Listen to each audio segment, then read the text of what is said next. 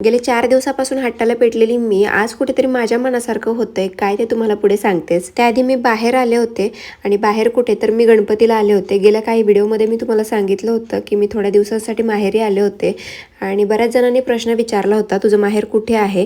तर माझं माहेर शिरूर आहे आणि शिरूरपासून मला रांजणगावचा गणपती जवळ आणि पाऊस पण बऱ्यापैकी उघडला होता. त्याच्यामुळे आज कुठे जाऊन तो योग आला की आज आम्हाला गणपतीचं छान दर्शन भेटलं आणि ह्यांनी मला सांगितलं होतं की आपलं गणपतीचं दर्शन झालं ना की त्यानंतर आपण बाहेर कुठेतरी जेवायला जाऊया.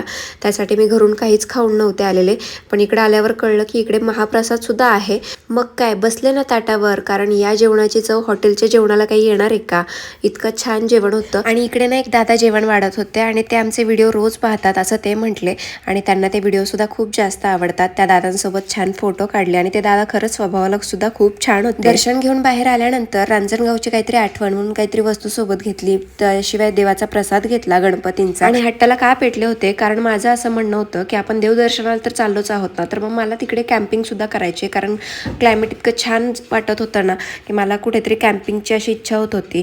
सो मग ह्यांनी काही कॅम्पिंग करून दिली नाही. मग शेवटी भेळ घेतली आणि भेळ घेऊनच तिकडं खायला सुरुवात केली.